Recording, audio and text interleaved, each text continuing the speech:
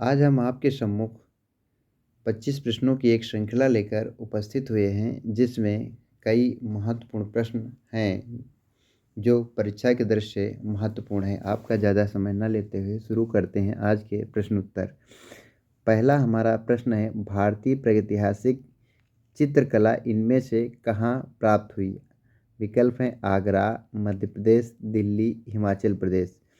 तो मध्य प्रदेश से जो है भारतीय प्रागैतिहासिक काल के चित्र प्राप्त हुए हैं, इसलिए विकल्प संख्या 1 यहाँ पर सही है। अगला हमारा प्रश्न है, निम्न में से कौन सा षडंग का अंग नहीं है? पहला विकल्प है रूपभेद, दूसरा है प्रमाण, तीसरा है सामंजस्य, चौथा है वणिकाभंग। तो षडंग में जो है सामंजस्य का उल्लेख नहीं किया गया है, बाकी रूपभेद, प्रमाण और वणिकाभंग तीनों का उल्लेख किया गया है, इसलिए विकल्प संख्या 3 यहाँ पर सही होगा। अगला हमारा प्रश्न है, बृहत संहिता के लेखक कौन हैं? हमारे विकल्प हैं पाणिनि, क्षेमेंद्र, अभिनवगुप्त, वराहमिहिर। तो जो है वराहमिहिर को जो है द्वारा बृहत संहिता पुस्तक लिखी गई है, इसलिए विकल्प संख्या 4 यहाँ पर सही है। पाणिनि का अष्टाध्यायी प्रसिद्ध ग्रंथ है, जो व्याकरण शास्त्र पर आधारित है, और अभिनवगुप्त ने आधुनिक भारतीय सौंदर्य शास्त्र की नींव रखी है। अगला हमारा प्रश्न है, प्राचीन भारतीय चित्रकला के षडंग में अनुपात के लिए निम्नलिखित में से किस शब्द का प्रयोग किया है? प्रमाण का, भाव का, वणिकाभंग का, लावण्य योजना का। तो जो है प्रमाण के षडंग में जो है प्रमाण शब्द का प्रयोग अनुपात के लिए किया गया है। किसके लिए? अनुपात के लिए। अनुपात के लिए, इसलिए यहाँ पर विकल्प संख्या 1 सही है।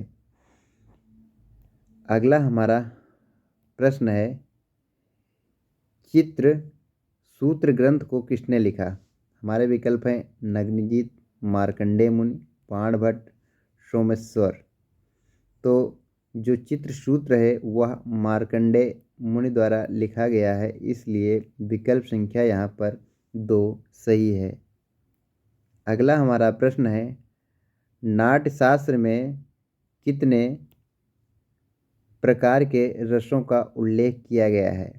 तो यहाँ पर पहला विकल्प है 7, दूसरा है 8, तीसरा है 9, चौथा है 10।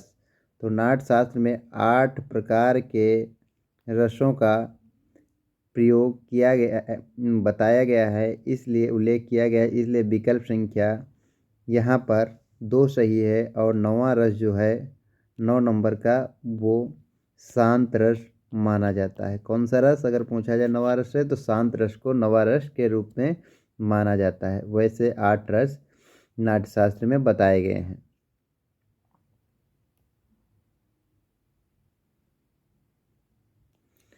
भारत संस्कृत नाट्यशास्त्र पर सबसे पुरानी किताब के लेखक का नाम बताओ। अभिनवगुप्त, भरत मुनि, भयजीत, कालिदास। तो भरत मुनि को नाट्यशास्त्र का जन्मदाता के तौर पे भी देखा जाता है, तो यहाँ पर भरत मुनि ही सही होंगे। अगला हमारा प्रश्न है, कला शब्द का प्रयोग सर्वप्रथम कहाँ हुआ? रामायण में, नाट्यशास्त्र में, अथर्ववेद में, ऋग्वेद में। तो ऋग्वेद में कला शब्द का सर्वप्रथम प्रयोग किया गया, इसलिए विकल्प संख्या यहाँ पर 4 सही होगा। अगला हमारा प्रश्न है, चित्रलक्षणम की रचना किसके द्वारा की गई? नग्नजित द्वारा, भरतमुनि द्वारा, कौटिल्य द्वारा, वात्स्यायन द्वारा। तो चित्रलक्षण जो है वह नग्नजित द्वारा बनाया गया है। अभी आपने चित्रसूत्रम पढ़ा था, वह मार्कंडेय मुनि के द्वारा रचा गया है, यह रचना उनकी है। अगला हमारा प्रश्न है, विष्णु धर्मोत्तर पुराण विष्णु धर्मोत्तर पुराण किस काल का है? शुंग काल, मौर्य काल, गुप्त काल, कुषाण काल।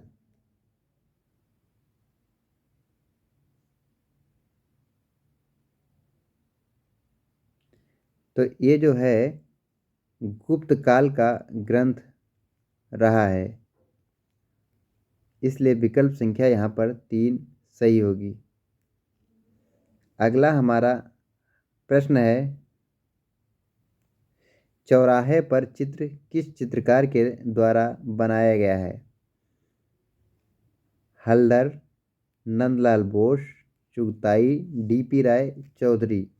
तो ये अच्युत कुमार हलदर द्वारा बनाया गया है, इसलिए विकल्प संख्या 1 सही होगा। यह अवनीन्द्रनाथ के शिष्य रहे हैं और अधिकतर इन्होंने टेम्परा शैली में चित्रण किया है और कार्डबोर्ड पर भी काफ़ी चित्र बनाए हैं। इनका इलाहाबाद संग्रहालय में इनके चित्रों का काफ़ी बड़ा संग्रह भी है। अगला हमारा प्रश्न है, इलाहाबाद में चित्रकला संकाय की स्थापना कब हुई?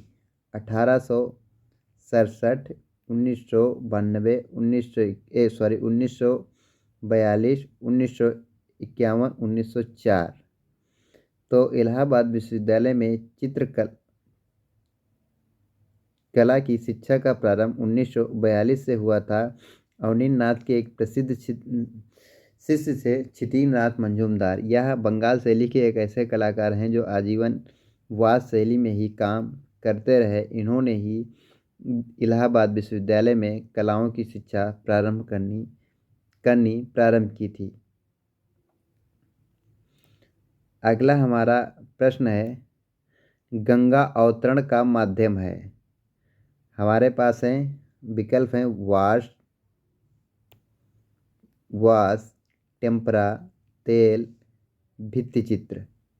तो जो है यह एक भित्ति पर अंकित एक रिलीफ चित्र है, इसलिए विकल्प संख्या यहाँ पर 4 सही है। ये महाबलीपुरम में भी है, महाबलीपुरम में ही बनाया गया है। अगला हमारा प्रश्न है, कनू देसाई का जन्म हुआ राजस्थान, कोलकाता, गुजरात, भोपाल। तो कनू देसाई जो है गुजरात में जन्मे थे, इसलिए विकल्प संख्या यहाँ पर 3 सही है। अगला हमारा प्रश्न है, रविनाथ का कांस्य पोर्ट्रेट बनाया डीपी राय चौधरी ने, राम किंकर बैज ने, सुधीर रंजन खसगी ने, कोई नहीं, इनमें से कोई नहीं। तो राम किंकर बैज ने जो है इनका कांस्य में एक पोर्ट्रेट बनाया था, इसलिए विकल्प संख्या यहाँ पर 2 सही है। अगला हमारा प्रश्न है, झनक झनक बाजे पायल फिल्म का संबंध है राम किंकर बैज, अच्युत कुमार हलदार, मनीषी डे, कनू देसाई। तो कनू देसाई से जो है झनक झनक पायल का जो फिल्म है, झनक झनक बाजे पायल बाजे फिल्म का संबंध है, इसलिए विकल्प संख्या यहाँ पर 4 सही होगा। अगला हमारा प्रश्न है,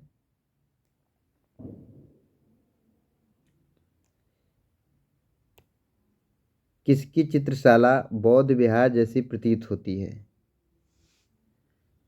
अवनीन्द्रनाथ ठाकुर, सादा चरण उकील, मनीषी डे, रानी चंद्रा। तो सादा चरण उकील की जो है कार्यशाला बौद्ध विहार जैसी प्रतीत होती है। इन्होंने ही दिल्ली में उकील स्कूल ऑफ आर्ट का शारदा उकील बंधुओं ने ही प्रारंभ किया था। अगला हमारा प्रश्न है, नेपाली दृश्य चित्र किसने चित्रित किए? हमारे विकल्प हैं डीपी राय चौधरी, अवनीन्द्रनाथ ठाकुर, चुगताई और विनोद बिहारी मुखर्जी। तो विनोद बिहारी मुखर्जी द्वारा ही नेपाली दृश्यों का चित्रण किया गया, इसलिए विकल्प संख्या यहाँ पर 4 सही है। अगला हमारा प्रश्न है, अवतार सिंह पंवार थे? पहला विकल्प है भित्ति चित्रकार, संगीतकार, मूर्तिकार, चित्रकार। तो अवतार सिंह पंवार जो है एक प्रसिद्ध मूर्तिकार रहे हैं, इसलिए विकल्प संख्या यहाँ पर 3 सही है। अगला हमारा प्रश्न है, उत्सव एवं त्योहारों के प्रसंगों से संबंधित चित्र बनाएं। कनू देसाई, विनोद बिहारी मुखर्जी, मनीषी डे, क्षितिज मंजूमदार। तो कनू देसाई ने जो उत्सव और त्योहारों से संबंधित अधिक चित्र बनाए हैं, इसलिए विकल्प संख्या यहाँ पर 1 सही है। अगला हमारा प्रश्न है, शहीद स्मारक या राष्ट्रीय स्मारक की मूर्ति किस माध्यम में है? हमारे विकल्प हैं पत्थर, मिट्टी, सीमेंट, कांस्य। तो एक कांस्य माध्यम में शहीद स्मारक की मूर्ति बनी है, इसलिए विकल्प संख्या 4 यहाँ पर सही होगा। अगला हमारा प्रश्न है, के वेंकटप्पा आर्ट गैलरी स्थित है? कर्नाटक में, राजस्थान में, कर्नाटक में, आंध्र प्रदेश में और मणिपुर में। तो ये कर्नाटक के मैसूर में स्थित है, इसलिए विकल्प संख्या यहाँ पर 2 सही होगा। अगला हमारा प्रश्न है, द इनर आई फिल्म का संबंध किस कलाकार से माना जाता है? असित कुमार हलदार, नंदलाल, विनोद बिहारी मुखर्जी और जे.एम. अय्याशी। तो विनोद बिहारी मुखर्जी पर इनर आई फिल्म बनाई गई है, इसलिए विकल्प संख्या 3 सही है। विनोद बिहारी मुखर्जी भित्ति चित्रणों के लिए विशेष रूप से जाने जाते हैं। शांति निकेतन में इनके काफ़ी भित्ति चित्र संग्रहित हैं और इन्होंने भित्ति चित्रण की परंपरा को पुनर्जीवित भी किया है। अगला हमारा प्रश्न है, आदम हवा चित्र किसने बनाया? विनोद बिहारी मुखर्जी, नंदलाल बोस, अतीश कुमार हल्दर, जे.एम. अय्याशी। तो विनोद बिहारी मुखर्जी ने जो है आदम और हवा का चित्र बनाया, इसलिए विकल्प संख्या यहाँ पर 1 सही है। हमारा 25 नंबर और अंतिम प्रश्न है, राधा का आविष्कार ध्रुव की तपस्या चित्र को किसने चित्रित किया? कौन से? राधा का आविष्कार और ध्रुव की तपस्या चित्र को किसने चित्रित किया? अवनींद्र नाथ, नंदलाल, असित कुमार हलदर, क्षितिज नाथ मंजूमदार। तो इसका चित्रण जो है क्षितिज नाथ मंजूमदार ने किया था। यह जो है दोनों चित्र वाद शैली में बनाए गए हैं और इनको संत चित्रकार की उपाधि भी प्रदान की है। कौन से चित्रकार? संत चित्रकार।